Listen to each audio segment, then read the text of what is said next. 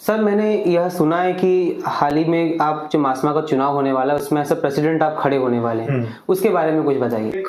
ऐसा मासमा मैं खड़ा करना चाहता हूँ जो मासमा के नाम से आदमी का काम होना चाहिए, ऐसी मासमा मैं खड़ा करना चाहता हूँ। सर नमस्कार दोस्तों, मैं हूं राम और आप देख रहे हैं प्रवासी खबर। प्रवासी खबर के इंटरव्यू शोज में हमने आपकी मुलाकात बहुत सारे हस्तियों से करवाई थी जो अपने जानकारियों से, अपने जीवन के अनुभवों से आपका ज्ञानवर्धन करते थे और मेरा भी ज्ञानवर्धन करते थे।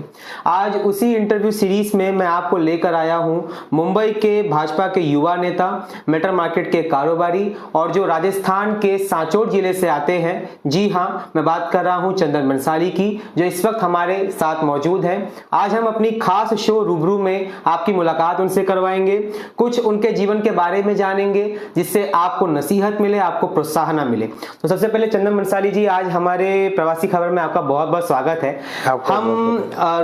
हम बातचीत करना शुरू करें उससे पहले मैं ये चाहूंगा कि जो दर्शक आपको देख रहे हैं, जो आपको नहीं जानते या जो नए लोग हैं, उनको आप अपने बारे में बताइए, अपना कुछ बैकग्राउंड बताइए, अपना संक्षिप्त परिचय दीजिए। मेरा नाम चंदन बंसाली है। मेरा जन्म सांचौर में हुआ, उसके बाद सीधा मैं बेंगलोर पढ़ने के लिए गया जी। बेंगलोर से पढ़ने के बाद हमारे अंकल जी वगैरह ने बोला कि भाई मुंबई जाके आप बिजनेस करो जी। तो वहां से मैं सीधा मुंबई आ गया बिजनेस करने के लिए। मैं सीधा मुंबई आके मेटल मार्केट में मैंने सर्विस करके अपना बिजनेस स्टार्ट किया। मतलब फर्स्ट टाइम आप यहाँ पर आए थे? हाँ। और अपने फैमिली के फर्स्ट पर्सन थे जो इस बिजनेस में आए? बिजनेस में आए। सर मेटल मार्केट के बारे में कुछ बताइए कि इसमें आपका जो रुझान था कैसे हुआ और कैसे इसमें आपने जो है अपने आप को स्थापित किया? हमारे यहाँ के सांचौर के काफी लोग मेटल मार्केट में थे जी, तो हम भी उस हिसाब से मेटल मार्केट में आए और मेटल मार्केट में अपना बिजनेस हमने फैलाना शुरू किया। जैसे ही हमारे बेंगलोर में ऑलरेडी व्यवसाय था तो उसी की एक ब्रांच मतलब मुंबई हो गई और मुंबई से हमने बेंगलोर का काम शुरू किया सारा।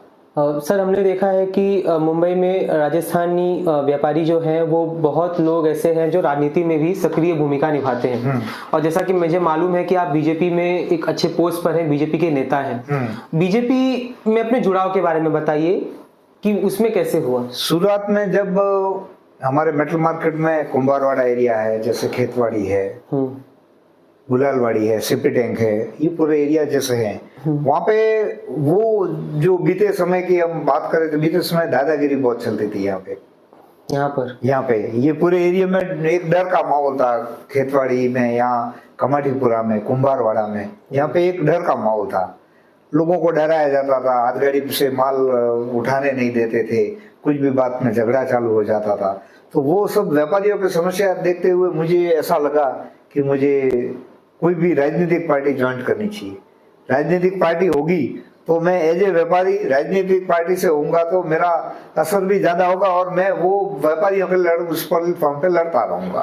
मतलब व्यापारी लोग के लिए आप लड़ भी पाएंगे। सर बीजेपी क्यों चुना, मतलब उसके चुनने का क्या मोटिव? उस समय हमारे यहाँ पे बीजेपी के कई लोग थे, यहाँ पे एमएलए वहाँ बीजेपी का था, मेंबर ऑफ पार्लियामेंट बीजेपी के थे, नगर सेवक भी बीजेपी के थे जी। और बीजेपी के हमारे लोग काफी जुड़े हुए थे। उस जुड़ाव से हमको बीजेपी में हमने ज्वाइन किया। और इससे बेनिफिट्स क्या क्या मिले, मतलब सारे व्यापारियों को आपके थ्रू क्या बेनिफिट मिला इससे? देखो, बीजेपी में आने के बाद एक ये होगा कि वहाँ जो लोकल दादागिरी थी उसका एक कम हुआ कि भाई कभी भी हम आते थे व्यापारी के साथ खड़े होते थे तो एक ये होता, वातावरण ऐसा बनता था कि भाई नहीं यहाँ पे ऐसा नहीं करना है करके। और हमारे बीजेपी के साथ साथ हमारे कांग्रेस के कई मित्र, उनसे भी मेरे ऐसे घरेलू संबंध है। जैसे आप मिलिंद देवरा जी को भी ले लीजिए, पहले से संबंध है और आज भी मजबूत है। उसके अलावा हमारे सांचौर के सुखराम जी बिश्नोई हैं जी। तो जितने कांग्रेस के यहाँ लीडर है, अमीर भाई पटेल है, उनसे भी हमारे ऐसे के वैसे ताल्लुकात है। मासमा के हम जब मासमा के काम लेके जाते हैं तो सब लोग अच्छी तरह से करते हैं। जैसे हमारे बीजेपी के नेता यहाँ मंगल प्रभात लोढ़ा है, उनसे भी हम काम करवाते हैं। सुधीर बाबू मुंगटीवार के पास तो लास्ट टाइम वो वित्त मंत्री थे पहले की सरकार में, वित्त मंत्री थे। उस टाइम भी जीएसटी एक्ट नया आया था और लोगों के अंदर एक डर का वातावरण था, भय था सबको कि जीएसटी में क्या होगा क्या नहीं है, कैसा होगा, लोग गाड़ी पकड़ लेंगे, लोगों को हर जगह चौकी स्थापित हो जाएगी। व्यापारियों में डर का माहौल हो गया जी। और जब व्यापारियों की कोई भी समस्या होती थी हम सुधीर बाबू के पास लेके जाते थे और सुधीर बाबू मुंगटीवार के पास लेके जाते थे तो वो ऐसा नहीं बाद में करूंगा, उन्होंने हर टाइम व्यापारी की समस्या जैसे ही तुरंत कमिश्नर को फोन करते थे, और हमारी समस्या का निवारण करते थे। इसलिए हम आज भी सुधीर मुंगटीवार को व्यापारी मित्र कहते हैं। सर आप मेटल मार्केट के कारोबारी भी हैं। मैं चाहूंगा कि मेटल मार्केट में किस तरह के डील होते हैं, किस तरह का कारोबार होता है, उसके बारे में कुछ संक्षिप्त बताइए। जैसे ये मेटल मार्केट एशिया का सबसे बड़ा मार्केट है यहाँ पे जी। और मेटल ऐसा चीज है जो हर इंडस्ट्रीज को एप्लीकेबल है। अब किसी भी इंडस्ट्रीज को खड़ा होना है तो मेटल लगेगा। मेटल उसका फाउंडेशन है। मेटल के बिना काम आगे बढ़ता नहीं है। ये हर इंडस्ट्रीज में लगता है। अब फार्मास्यूटिकल मशीनरी के लिए बोलो वो लगेगा। डिफेंस में आप जाओ तो भी मेटल लगेगा। फर्नीचर यूज में मेटल लगेगा। केमिकल में मेटल लगेगा। फर्टिलाइजर्स में मेटल लगेगा। डेयरी का काम कोई भी होगा उसमें मेटल लगेगा। यानी मेटल के बिना कोई काम होता नहीं है। सब काम मेटल से ही होगा। सर मेटल मार्केट जो यहाँ की सबसे बड़ी मार्केट है एशिया की, उसकी एक गवर्निंग बॉडी है मास्मा। सर मैं चाहूंगा कि आप मास्मा के बारे में कुछ बताइए कि वो क्या है। मास्मा हमारी ऐसी संस्था है जिसे हम हमारा पूरा नाम उसे बोलेंगे तो metal and stainless steel merchant association ji. जब व्यापारियों को तकलीफें आती थी, समस्या आती थी, तब हमारे लोगों ने सोचा कि एक संस्था बनाई जाए। तो उन्होंने मास्मा के रूप में एक संस्था दी हमको। ये संस्था की स्थापना 1982 में हुई जी। यानी आप सोचिए कितना सालों पहले एक विजन तैयार करके छोटा सा रूप था, आज उसको विशाल रूप एक मास्मा के रूप में हमको मिला जी सर। और मास्मा में किसी भी व्यापारी को बहुत आशा होती है और वो आशा पूरी भी होती है, क्योंकि मास्मा के इतने लोग जुड़े हुए। आज हमारे ऑफिशियल कम से कम 2500 मेंबर ऑफिशियल मेंबर्स है मास्मा के। और मास्मा का क्षेत्र पहले खाली गुलालवाड़ी हुआ करता था। उसके बाद बढ़ते बढ़ते वो गुलालवाड़ी हुआ, सीपी टैंक हुआ, कुंभारवाड़ा हुआ, खेतवाड़ी हुआ, वीपी रोड हुआ। आज तो आप नहीं तो ओपेरा हाउस तक चले गए। ओपेरा हाउस तक पूरा एरिया, उसके बाद में आप ग्रैंड रोड का पूरा एरिया है। इतनी बड़ी मेटल मार्केट होगी। और हमारे मेटल मार्केट के यहाँ खाली दुकान और ऑफिस है। बाकी एक्चुअली जितने हैं आप गोडाउन देखेंगे तो हमारे गोडाउन सब कलम्बोली में है, भिवंडी में है और अन्य जगहों पे भी, जैसे पनवेल में भी कहीं है, सीमेंट रोड पे, अमरनाथ में, काफी जगह पे ये फैला हुआ है हमारा काम जी। सर मैंने यह सुना है कि हाल ही में आप जो मास्मा का चुनाव होने वाला है उसमें ऐसा प्रेसिडेंट आप खड़े होने वाले हैं, उसके बारे में कुछ बताइए। मैंने अभी, आपने ये सही सुना है, इसमें कोई दो राय नहीं कि ये गलत नहीं है, सही है, सही सुना। लेकिन लोगों की भावना को ध्यान में रखते हुए लोगों को मेरे को रोज, मतलब ये एक साल से मैं देख रहा हूँ लोग संपर्क में आज जितने आए और लोग सब बोल रहे हैं कि आप कैसे भी मास्मा के अध्यक्ष में रूप में सेवा दो। क्यों सेवा दो? उन्होंने ये बताया कि भाई आप अच्छी तरह से मास्मा को चला सकोगे, अच्छी तरह से आप उसको रिजल्ट देंगे, व्यापारियों के हितों की रक्षा होगी। इसके हिसाब से मैंने फिर मन बनाया कि लोगों की भावना को ध्यान में रखते हुए मैं प्रेसिडेंट के लिए फॉर्म करूं। मतलब इस पूरे 2025 मेंबर्स में कुछ ऐसे हैं जो आपको चाहने वाले हैं। मेरा सवाल सर ये है कि जो कॉमन लोग हैं, अगर उन्हें वोट देना होगा आपको तो वो आपको वोट क्यों दें, वो बताइए। मैं एक मास्मा में एक विजन लेकर आऊंगा जी। वो मास्मा के लिए मैं क्या क्या करने वाला हूँ वो मैं सारा आगे आपको एक बताऊंगा। क्योंकि हमारे यहाँ जो मुंह बाय हमारे समस्या खड़ी, टैक्सेशन के बारे में बहुत सारी समस्या है जी। सरकारों से हमारी बहुत समस्या है, उसका हमको निवारण करना है। क्योंकि सरकार से जो हम व्यापारी का ज्यादा से ज्यादा फायदा क्या दिला सकते हैं। अभी एमएसएमई नया हमारे आया, एमएसएमई में हम क्या फायदा दे सकते हैं, क्योंकि एमएसएमई की बहुत सारी स्कीम है, वो हमारे लोगों को पता नहीं है अभी तक कि वो स्कीमों का फायदा व्यापारी को क्या होता है जी। तो वो सारी स्कीमों को फायदा दिलाना, चाहे राज्य सरकार हो या केंद्र सरकार हो जी। तो उससे सारी, मतलब हमारे व्यापारियों की जो समस्या है उसका निराकरण हो और व्यापारियों को हम ज्यादा से ज्यादा क्या फायदा दिलाए, उस पर हमारा ध्यान रहेगा। इस वक्त जितने भी मास्मा के और भी जितने भी व्यापारी इस समय मेटल मार्केट के या कोई अन्य मार्केट के आपको देख रहे हैं, उन सभी को आप एक संदेश क्या देना चाहेंगे? भविष्य में जो चुनाव हो रहा है उसके संदर्भ में उनको क्या कहना चाहेंगे, थोड़ा ये बताइए। व्यापारियों की ये संस्था है, उसमें मैं मतलब जब से जुड़ा हूँ मैं वो माँ की तरह मानता हूँ उसको। यानी हमारे आगे यहाँ लगता है माँ, यानी माँ की तरह हम उसको देखते हैं।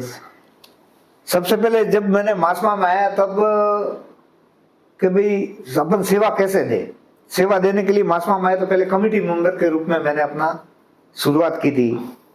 दो टर्म हमने कमेटी मेंबर के किए। उसके बाद कौन से ईयर में सर आपने ज्वाइन किया था ये मासमा? काफी साल हो गए, आप बोलेंगे तो 20 साल हो गए इसको, आप देख सकते हैं 2000 के लगभग आपने हाँ, इसको 20 साल हो गए। तो उसमें पहले हमने कमेटी मेंबर के रूप में 2 कार्यकाल हमने किए। तब हमारा क्राइटेरिया है कि केमिकल आप दो कमेटी मेंबर के आपके कार्यकाल होने के बाद आप एग्जीक्यूटिव बोर्ड में जा सकते हैं। फिर मैंने एक एग्जीक्यूटिव बोर्ड का टर्म किया। उसके बाद में मैं अभी ये हो गया, मैं प्रेसिडेंट के लिए उसे फॉर्म कर रहा हूँ। तो लोगों को क्या बोलेंगे? लोगों को मैं ये मैसेज देना चाहता हूँ कि मैं आपकी जो समस्या है, मेरे से ज्यादा कोई अच्छी तरह से उस समस्या को समझ नहीं सकता, और मैं वो सारी समस्याओं का निराकरण करने की पूरी कोशिश करूंगा। काफी चीजें जैसे टैक्सेशन के बारे में, जैसे मैंने पहले बताया, वो हमको निराकरण करना है। इंपोर्ट के बारे में है, एक्सपोर्ट के बारे में है, मास्मा का हमारा कॉन्क्लेव होगा। ऐसी कई चीजें हैं जो मैं करना चाहता हूँ। तो वो मैं मास्मा को अच्छी तरह से दे सकूंगा। मास्मा के जो भी व्यापारिक समस्या होगा उसके ऑन टॉप प्रायोरिटी पे हम सही करने की कोशिश करेंगे। सिक्योरिटी के बारे में, जैसे लॉ एंड ऑर्डर की सिचुएशन है, जहां जहां खराब होगी उसको हम सीएम के पास जाके, डीसीएम के पास जाके उसका हम निराकरण करने की कोशिश करेंगे। बाहर भी हमारी कलमबोली के अंदर भी काफी समस्याएं जैसे चोरी वगैरह हो रही है, तो उसके बारे में मेरा ऐसा प्लान है कि आगे हम डीसीएम से मीटिंग करके, होम मिनिस्ट्री से मीटिंग करके उसका निराकरण करेंगे। हमारे कलमबोली में जो चोरी हो वो न हो और हमारे व्यापारी को कोई तकलीफ नहीं हो, वैसा हम काम करना चाहते हैं। और एक ऐसा मास्मा मैं खड़ा करना चाहता हूँ जो मास्मा के नाम से आदमी का काम होना चाहिए, ऐसी मास्मा मैं खड़ा करना चाहता हूँ। सर आपने जो यहाँ पे चीज़ें बोली हैं उस पर एक सवाल और बनता है, मैं चाहूँगा कि आप उस पर भी कुछ प्रकाश डालें। मेटल मार्केट में हाल फिलहाल में जो छोटे व्यापारी हैं या जो बड़े व्यापारी हैं वो कौन सी प्रमुख समस्याओं को फेस कर रहे हैं, और उसके बारे में कुछ बताइए। हमारे यहाँ मेटल मार्केट इतना बढ़ गया है कि अभी यहाँ रेसिडेंट भी साथ में है, तो उससे यहाँ जगह की शॉर्टेज है, जगह की बहुत प्रॉब्लम हो रही है। तो हम कहीं न कहीं ये भी हमें प्लान करना है कि भाई आगे हम बड़ी जगह लेके, जैसे कलमबोली है वैसे ही हमारी दूसरी जगह का भी हमारा प्लान है, तो वो कैसे हम विकसित करें जी। और दूसरी जो टैक्सेशन के बारे में मैंने जैसे पहले बताया, तो वो भी एक समस्या है, तो उसको भी निराकरण करेंगे।